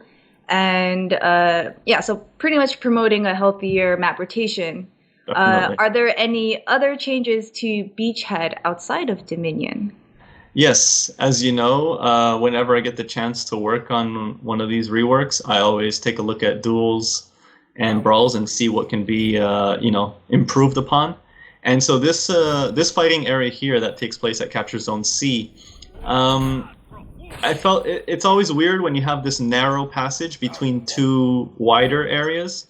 And so I went ahead and I moved it to the Defender courtyard area. And it definitely opens up the space a lot better to fight in. Sometimes you have these areas in which you're like, am I going to fight in your spot, or are you coming over to my spot, or are we fighting in this narrow space in between? And there's a ledge, kind of right there for new players might not appreciate that as much. Yeah. So yeah, I think this area works a lot better, and you can move around more freely. Great. Or run away, like I usually do. You can only run away so far. Yeah, it's true. And Brawl, of course. I always love looking at Brawl. And here, the area itself worked well, but it was you were lined up somewhat bizarrely amongst these fires that were here. And those fires were necessary because the lighting was so dark, as I mentioned earlier. And now that we brightened up the area, we don't need those fires anymore in order to, see properly. And so we were able to remove all those fires, and now you can just have a great 2v2 brawl experience, which I think will be a lot better for players. Great. Well, that's it for Beachhead. We went over the Dominion mode, the duel mode, and the brawl mode for the changes.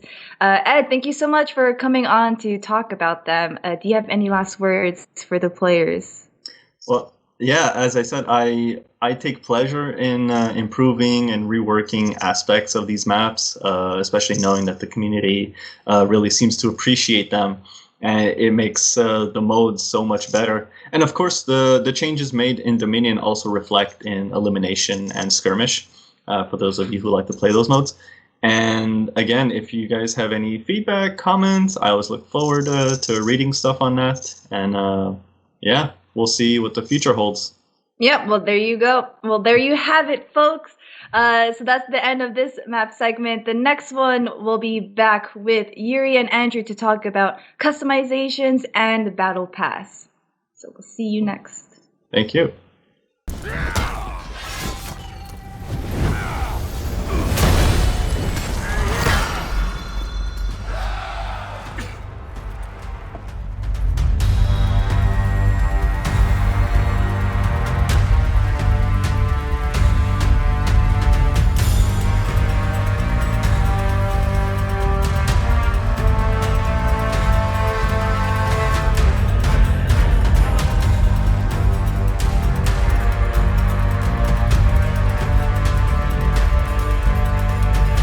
Ladies and gentlemen, we are joined now with two very special guests for the last but not least segment of the show. And those two very special guests are Mr. Andrew Im, art director on For Honor and special effects artist. Always a pleasure to have this gentleman on, Yuri Flammenbaum. It's always entertaining with you boys. So how are you guys today? It's going pretty great. How about you, Mike? How are you? I'm doing excellent. I just want to get talking about the realization of the game, the customization, and this is what we're going to get into, guys. I know that back at home we've had a long show and we've got a lot still to cover in terms of customization stuff. So let's first start off with the realization. Again, we spoke about the key art mayhem. This was made by Theoretical Part, two artists, as we said at the top of the show, Boris and Daria. Great job, and you guys decided to integrate that within the game. Isn't that correct, Yuri? Yeah, so we're going to keep up with what we've been doing the entire year. So like we've always been taking their art and integrating it into our menus. So we're going to get pretty much the same thing, but with a very fun 3D treatment here. The way the clouds move, the effects team did a very, very good job with it. I think it's even the intro, like when the menu loads up, there's like sort of like this layering effect. It's actually very, very fun. So I hope you guys enjoy it. Sorry, I muted myself there for a second, but that's fine. Let's head into the world map here as well. You know, when we talk about the battle between Horkos and now what we know is the Chimera Alliance, we see this kind of materializing itself on the world map as well. Yeah, so like we're trying to keep up with the story, but illustrating it in the world map. So right now what we're seeing is the Horkos army is dwindling a little bit. They're scattering a little bit around. We still get the statues that are destroyed and scattered over the map. But now we actually see some of the resistance firing back at the Horkos. So it's just basically the story of them trying to regain their land. Excellent, excellent. And then after that, we head into the face-off. Of course, this plays off of the key art as well. And you guys obviously made. There's a little bit of an eclipse going on. Maybe that's foreshadowed to something. I don't know. But that being said, how fun or how difficult? Well, I know that it's fun because you keep coming and you keep saying that it's great. But how difficult is it, to try to adapt this and try to make it living within, the context of, it's an external artwork that's coming into the game? Yeah, there's obviously some back and forth that we have to do with the artist to figure out what we need and how we're going to do it. There's a bit of brainstorming involved, and there are some like puzzles that we have to fix to make sure that this all works well. But each one came with their own challenges, and yeah, we're very happy with this result right now. Yeah, and a huge shout out to your team to make this happen. It looks really great. I guess now we can head into the customization. So Andrew, of course, the art director that always gives us a great show, Mr. Soon himself. What can we tell? What can you tell me about? Let's get into the new hero, Gryphon, of course. That was different in terms of coming up with this customization. Of course. Well, basically, our well-known hero Holden Cross is back. I mean, heart of lion with the piercing eye of an eagle. He's now Gryphon. I'm extremely excited because he's one of the well-known hero, and we've been knowing him for like beginning, and he's one of the living history in the world of For Honor. Yeah, that's very true. He was obviously one of the For Honor OGs, first of all, like you said, being part of history and having such a different type of background with so much experience in a multitude of different factions, different legions, as the Blackstone Legion at first, and after that, the Order of the Lawbringers. And now he's being a mercenary and, as we know at the top of the show, a polyglot character that speaks different languages because of his experience in different factions. So how does that translate to his armor set and the customization that we can take a look at? Yeah, as dramatic as life was and is the creation of the character was super fun and exciting. Of course, there were extreme challenges we're following as well. I mean, through the armor sets and the variations, I wish the players to join his journey and experience the variety of cultures and people that he met during his travel. Like, his origin might be knight, but then Gryphon's armor represent the world and the cultures that unites to fight back the evil. I think that says enough, but let's dive into the armor design. Let's do it. Okay, so first set is a default one when he starts the journey as a stranger. And nowadays, the region would be around the Eastern Europe. The inspiration coming from the Dacian armors. And we use this armor as a default because it's different enough, but it's also close enough to see his armor transformation from the original one, the Lawbringer. Of course, we adopted same method as a Warmonger armor customization, so player will be able to have more option, meaning cape on, and of course on the back is cape off. and also different arm designs and the facial not expression, but the facial the beards. So first one that you can kind of see is the one with the kind of older version of a Holden Cross, and second one is definitely inspired by the Yuri's beard. Yeah, it's like looking to the future for me, honestly. Well, second variation theme is the traveler. So after he left his hometown, he's been wandering around. So as you can see, aesthetically, fabrics are patched and hairs and beards are not trimmed. But his scale armor's designs are very edgy and strong, and it's a bit more advanced version of for the protections. And as you can see on the side, it's not showing right here, but on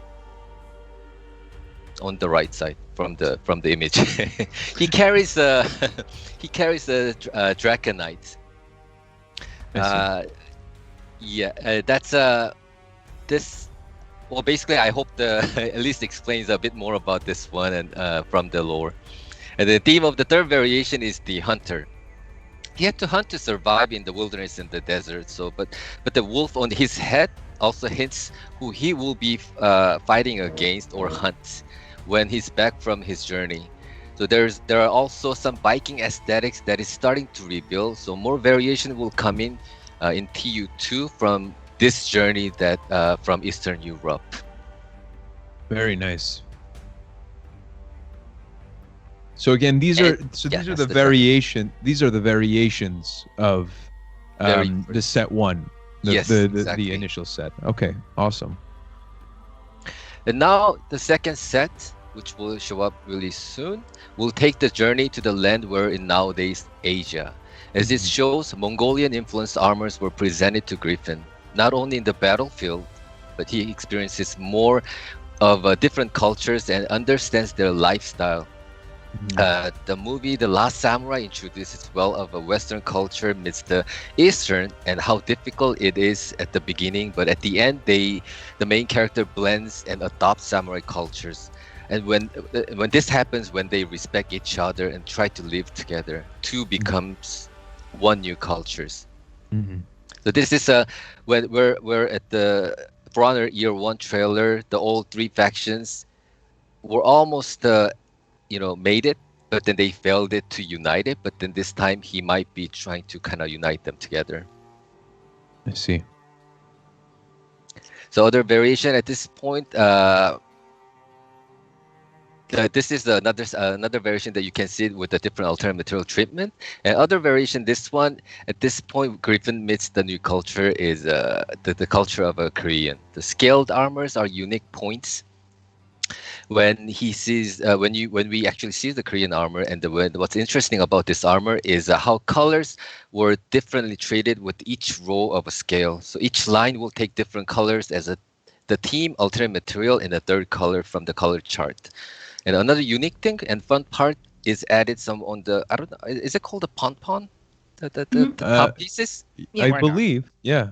And it does something that's very unique. And I'm going to leave this one for a player to find out which moment that actually make it quite fun. I hope you guys find out, and please post it in the Twitter or the... Reddit. Yeah, the Reddit. And third variation is, of course, the samurai culture. So Gryphon design in samurai, the Japanese culture will use in the helmet design right there. And it was great to see how differently translated from the Western to Eastern culture with the same theme. So even with each variation, we tried to assign different alternate material. So for the first one, you're gonna have a less alternate material that will be applied. But then another variation, you will be able to have a more space to choose and control as much as area, so you can have fun with the different colors of alternate material.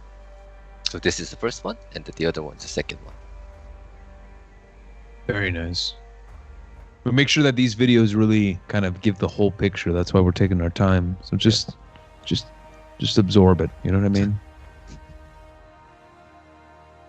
But that was interesting to explore different cultures with the one character for sure.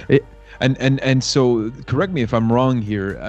When we talk about cross-factional type of armor, and as we see, there's such a range, and I'll let you speak on this one maybe first.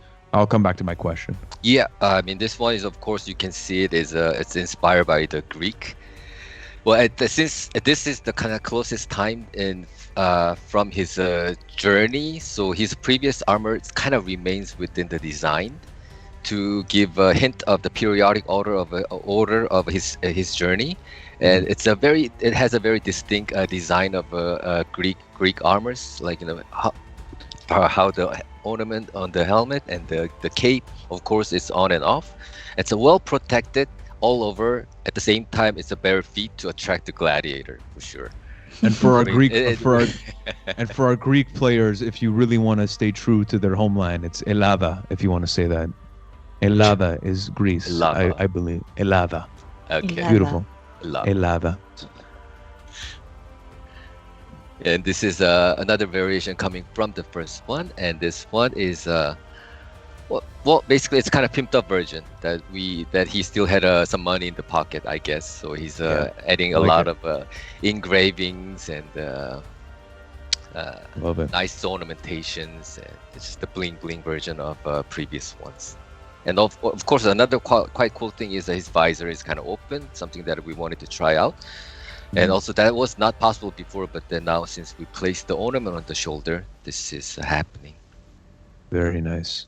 And as I mentioned, his journey of the armors does not end here. It will continue throughout the TU2. So let's wait a little longer, and then you will be able to receive more variation of the armors. Mm-hmm. Very nice. I mean, this was quite challenging armor designs that we had to create up to this point, because it's not like one type of armor that we had to create. But then it's like armor that shows the different cultures with the one character. So it was definitely ambitious idea, but then at the end, I think we are very happy with the result, because that Gryphon gave us a chance to expand more cultures that we didn't get to include in our game. Yeah, and it's very obviously that when you look at the collection of different customization for this hero, I mean, we're looking at such variety. It's great. It's really awesome. Yeah. If you can really pick and choose which one calls out to you the most. And as a fellow Greek man, I think this one's my favorite at the end here. That's cool. As fun as his armor, let's now check out what we did for his weapon. Let's take a look. Now, weapon Bardiche. Gryphon chose Bardiche as his weapon because he could adapt to Bardiche easier from his original weapon Poleaxe. So when Gryphon was Holden Cross, his weapon Poleaxe meant the justice. Now he let it go, and then now his weapon changed into Bardiche. This represents the resistance. Very nice, very fitting. Year 4, Season 3, what was it called? That's right, Resistance. So it fits perfectly. Perfectly. Yep. And this weapon gives the contrast from the weapon of Warmonger, Flamberge. When the Flamberge had a fancy detailed shapes, now Bardiche is a very simple, rough, and the wild, which showcase from his basic shape. I mean, of course, like as we applied in the armor design, we also tried to see if this Bardiche was we wanted to kind of question. We were questioning ourselves that how would it be translated if this was created by the different cultures. So higher the weapon progresses, the more diverse design that you will be able to equip, and of course you can kind of mix and match with the different cultures to create different taste of your fashion. It is beautiful.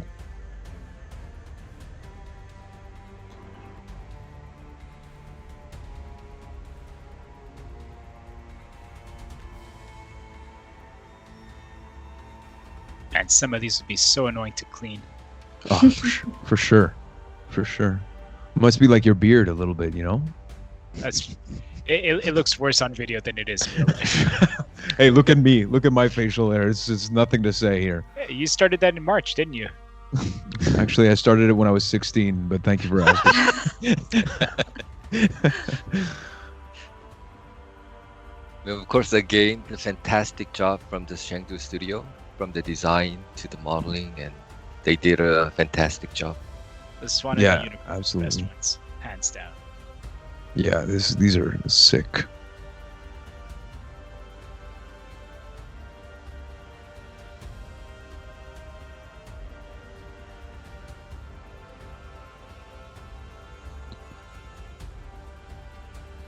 I will tell you, as a Kensei main, knowing now at the top of the show, well, not the top of the show, but we had Stefan and Benjamin that talked about it, that Kensei is a good kind of transition character for this one.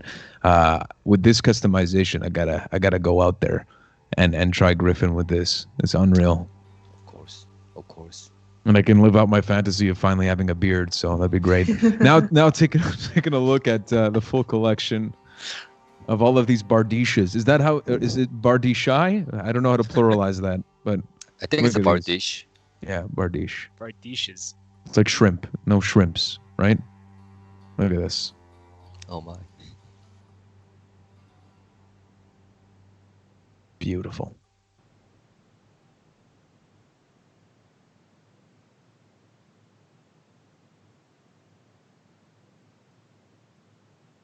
That blue one, unreal. Unreal. It's no unicorn, but it's okay. We do have a unicorn.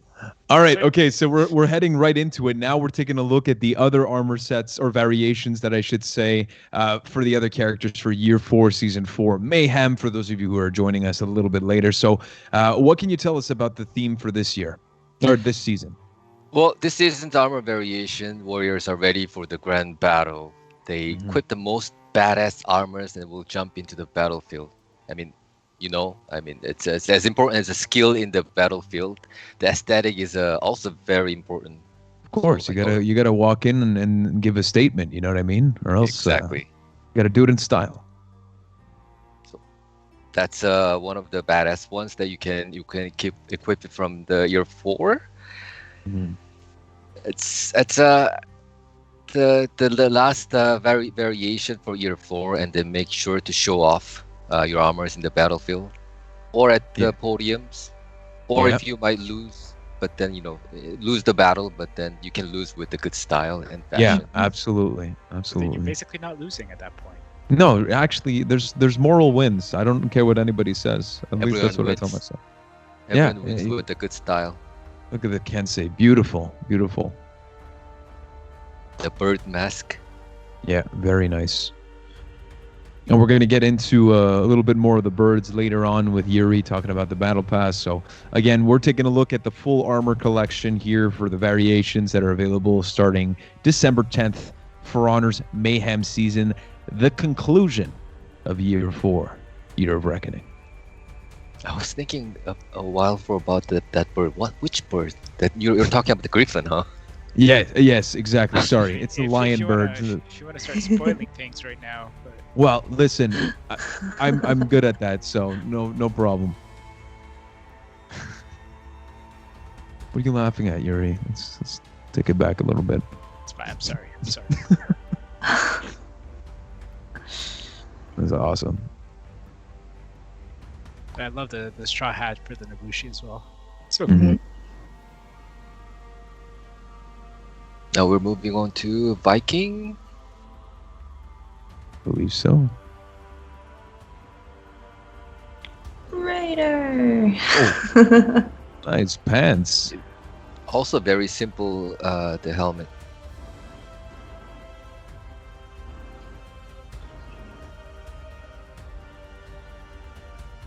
Clean. Berserker. Nice little head nod. All getting ready for the battle. Yeah, 100%. The Jormungand. Oh.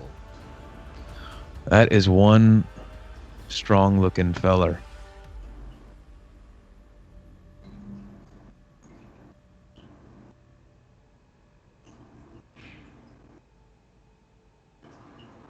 Unreal. that's all of them. Well, I believe so. And we have a Wulin. Yes, Oh that's yeah, it. we have the Wulin. Jeez, forgot about the Wulin. Come on. Come on, Yuri. Stay focused. I like the purple hue. It's purple. The color It's for purple. and yeah, absolutely. Shaolin in the zone.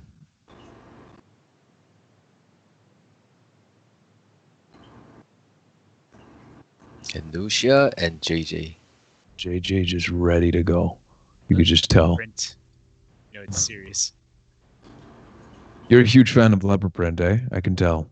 It's in my bedroom. Finally, Zanhu with the... Oh, that's a scary ass mask. Yeah. Unreal. Nice. So I think we have one last surprise when it comes to think so. customization. At least I think. Do we? Of course. Potentially. I think. Maybe. And I think Clarissa might really enjoy it for one reason or another. Well, So we let's take a teased look. it a bit in the Gryphon trailer as well. Actually. Yes, that's true. That's true. Hype. So there's the full collection of the armor variations for, again, Year 4 Season 4 Mayhem, which starts December 10th. Now we go into the surprise. Let me introduce our beloved character with the not too crazy smile, Clarissa's main, Shaman. Beautiful. Well, So basically we have a new... Sorry, Yeah. I didn't mean to interrupt. I was just going to ask and set Go you ahead. up. What did you guys try to accomplish with this new set for the Shaman? Well, let me ask Clarissa. We have a new design of Shaman in this season, and she looks... I like to get the feedback. Well, I love her hair because that's one thing. Because a lot of shamans customizations have a lot of shaved sides or just like different sorts of shaved heads and such. Oh yeah, and braids too. And what's really cool, at least with the full hair with no shaved, is I'm sure players who aren't really a fan of the shaved sides or whatever. I mean, I personally love the shaved sides. I keep saying shaved a lot, but I don't know how else to describe it. I mean, we gave that's the thing. We tried to give a different taste of it. Yeah. Actually, to come back to the whole year 4, year 1 character, DLC characters that we release is they have a specific role for scouting, for the narrative wise. As I discussed with Elise, for the narrative, it's to unite each faction to the group up and to fight back the Holocaust. We need someone from each faction to deliver the message. For Knight, it was a Centurion. For Samurai, it was Aramusha. And for Viking, of course, it's Shaman. She's the best for the communication. But for the point, like we focus shamanistic visual, as Clarissa said it. So for the most of the armor, but this time we toned down a little bit on the wild side and provided a bit more calmer armor design. So most materials is still the leather, but we added the fur at the trim, so the design gets a bit cleaner. And of course, she still has enough elements to remind her character as a shaman. Excellent. I mean, I never actually used this character because my fighting style never fits as a assassin. But now with this look, maybe I'm willing to change my fight style. It's very clean. Unreal. So that leads us in. That does it for the armor variations as well. The new set for the Shaman for Year 4 Season 4. And now we're heading into the Battle Pass, obviously a new one for this season. So Yuri, I think we're going to come to you last. I just realized that we're going to go into the weapons from the pass first. Fine. So Andrew... I'll just sit here. And Yeah, exactly, as you normally do. Let's talk about the Battle Pass, and obviously we're looking at something that's very unique and Gryphon-esque, if I should say, for the Battle Pass. What can you tell us about these weapons in particular in the collection that players will have the chance to purchase if they would like? Yuri, if you want to jump in anytime, just let me know. No, I'm that's gonna not do that. the introduction. Well, basically, for this Battle Pass weapon, there were 3 themes of this weapon sets, which are the Renaissance, Invention, and the Revenge. I mean, throughout the season 15, we witnessed the resistance try to fight back the Holocaust, which is a warmonger's army. If you have followed all the events that was keep going on from the season 15, it will be a bit more clearer. The resistance tried to use a forged weapon to fight back, but it was still not enough. I don't know if you guys remember, but the Ilma, the blacksmith, brings the final weapon. She will bring the final weapon this season to fight back the Holocaust. And the aesthetic designs were kind of inspired by the culture that was known as a Neo-Victorian, which we know more as with the steampunk. Neo-Victorian, which is inspired by the steampunk aesthetically, and has so many new elements such as gears and fine patterns that shows its new age, which is Renaissance. And so it's a little bit.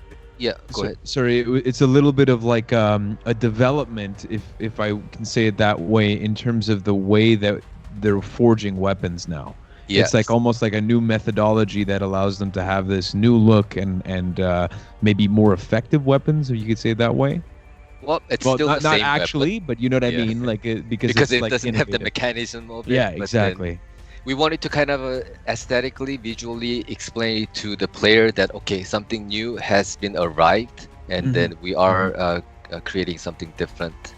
So. Again, to be clear, the weapon set does not have the mechanism of a steampunk, but it's to convey the idea that's a new attempt at that which was brought from the knowledge of Gryphon and the skills of Ilma, the blacksmith. And again, these were created by the helping each other. That's how we created these weapons. And to get a bit more detail, like for the materials, we use the copper and the minor gold for decoration or engraving, and darker leathers with the rusted metal. So that was also used, and also added some silver and the ivory to bring some contrast in design. And we tried to balance between industrial roughness and the Victorian elegant style. So at the end, the result kind of comes out as that has the both beauty and the beast. I love it. It should be the title of a movie or something at some point. I don't know. Beast Beast and Beauty? Yeah, maybe something like that. Let's workshop We this. need to be. Yeah. It has a certain ring to it, I'll tell you that much. I mean, as for the color theme, I think to have a good combination, mixing the weapons from the Prince of Persia event from season 13 would be nice, nicely matched, and I would recommend that. I like that. Some fashion tips from the fashion guru himself, Mr. Andrew Im. Honestly, I find these so beautiful, and again, I say this literally every live stream, but I can't like be more amazed at the fact that every time there's something new, there's just a new flavor. You know, sometimes it's not necessarily what I would pick, but it's still an option for those who might be interested in it. So it's really awesome to have all of these different types of options as a player to be able to customize. It's great to hear.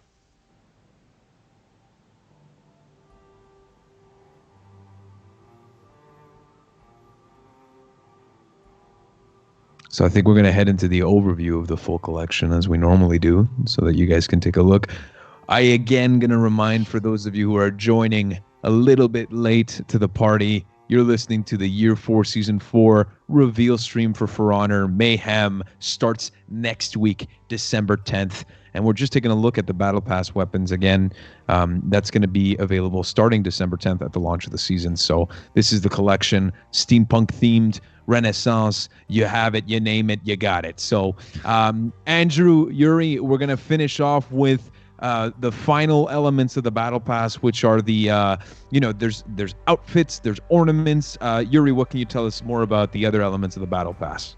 So it's my turn to talk. I'm so excited for that. So Year 4, Season 4 Battle Pass. So we have basically what we've been talking about this entire stream, Gryphon, with the Neo-Victorian elements that are sprinkled in. So a lot of the outfits and and effects that we're going to have in the past are going to be involving those two elements. So we're going to see, for example, the battle outfit that's going to have a lot of unique shapes that are going to evoke sort of the unison of the factions coming together. We have the ornaments that are going to basically be shaped almost as if they're gears that are going to be placed on your characters. So that's also very interesting. We have the signature, which is going to be of the basically a blacksmith, so you get to see your character doing the blacksmith actions that you've seen all year. We have an execution that's going to be basically you throwing a bomb towards your enemy, or a bomb. I would say more like just a device that's been created in a very unique fashion to be in theme with our season. And then we have as well the effect, which is something very, very different that we haven't done before, which is going to be Gryphon. You're basically going to be wearing Gryphon. So you have the head of an eagle that shows up during your idle stance. And then during emotes and your executions, you're actually going to have wings that are going to sprout out, which, you know, everybody loves wings. So yeah, everything's going to be nestled in together. So this is actually the first time that we managed to get wings and a head, aside from a glacier one that we've done a while back that, you know, it's an older one. This is a much cooler version. But what's fun about this also is that we've done two versions of this effect. So you have the Chimera version and you have the Horkos version. Chimera being a lighter metal with red embers and glowing parts. And then you have a different metal for the Horkos, which is a darker metal with blue sparks and so on. So you get to choose what faction you want as well. Well, faction between Horkos and Chimera, you get to choose which one you want to represent with these effects. So you get to customize even further. They go really well with the weapons, I find, the whole gear vibes, and hopefully everybody enjoys this battle pass. Yeah, absolutely. And, you know, taking a look at the weapon collection and again, these flagship items that come to mind, it all comes back down to the duality between the Chimera Alliance as well, or is it Chimera or Chimera? Chimera? I believe it's Chimera. I'm not sure. I apologize. That being said, it comes down to that duality between the Horkos and the Chimera Alliance. And so, guys, thank you so much. I know this was a bit of a loaded segment, but with good reason, because there was so much to cover. Always a pleasure to have you both on. Hope you enjoyed your time on the show. I do sometimes. All right. Okay, that's enough, Yuri. All right, guys, that's it for today's show. It was a long one, we know, and we thank you for those of you who stuck by us the whole time. We had some Twitch drop rewards to thank you for your time, but so much to come for Year 4, Season 4 Mayhem. For those of you who may be joining late, you can take a look at the VOD. We have the website that's going to be coming up with a bunch of articles, the Testing Grounds article that's going to be live today, and the website page that will launch on December 10th to get more information on that. But before we end off the show, we have one big topic to cover as well, Clarissa, which is the Dominion series that's going on. Yep. It was on the roadmap as well, and you talked about the last chance qualifiers and stuff like that. So what can you give as an update to end off today's big stream? Yeah, so at the top of the show, when we were going over the December roadmap, we mentioned that there's two things going on this month. The first one will be closed qualifiers, which will be in 2 days. And the closed qualifiers will comprise of the 4 teams each region. Remember, it's for EU and NA. It'll be comprised of the 4 teams, which they will all face off to secure their spot in the finals. And here are our open pool winners. On the Europe side, we have Nemesis, working relationship incoming, pickup truck, your days are numbered. And on the North America side, we have Chimmy's, Ubu Gang, Over Easy, and Brutal's Battle Battalion. These people will be competing in the qualifiers, which will be streamed on our Twitch page, twitch.tv/4HonorGame. And it will also be streamed on the Ubisoft NA Twitch channel and the Ubisoft YouTube channels as well. So currently, the EU qualifiers will begin at 12 p.m. ET, and the NA qualifiers will follow afterwards around 6 p.m. ET. So all of the information on when those starts and the teams competing will be found on our Battlefy page at battlefy.com/Dominion series. And, it's that's pretty much the update. So remember that we do have an official broadcast coming up in 2 days, but of course, you still have a chance to compete. It's not the end. We still have the last chance qualifiers, which will be happening on December 19th. This one is another open pool, but it's only one pool. It's only for one day, really. I was going to say week, but it's really one day. So if you didn't make it into the qualifiers, you still have a chance to make it into the finals. You just need to sign up for December 19th. And that's pretty much it. So super excited for this Saturday, and we're gonna see who secures their spot in the finals, secures their spot in the last chance qualifier playoffs as well. Yeah, absolutely. Very exciting time when it comes to that stuff, when Dominion series and being able to strut your stuff, and you have that last chance qualifier if you miss the boat. So that's great. Guys, once again, we're wrapping up today's show. If you missed it, you missed a whole lot. So go back, watch it. We covered the Gryphon Hero that's going to be launching on December 10th with, of course, the season testing grounds phase to start the season with Nobuchi, Shigoki, Peacekeeper, and Warden. There's a map update to Beachhead. We went all over the customization, of course, that's coming with this season. So much stuff. And again, thank you for watching. If you did the whole time, we got that Twitch drop, those Twitch drop rewards that are activated. So please give that some time for the due process that's needed to get that to you, and all of the other stuff that's going on for streamers, and the Twitch drop directory for the whole season. So more information to come when it comes to this season on the website on December 10th. You can check out forhonorgame.com for that information. And that's pretty much it. And that's quite a bit, actually. So guys, on behalf of Clarissa, my shitty mustache, have a great time coming into this last season of Year of Reckoning. Mayhem begins December 10th. We'll see you next time. Take care.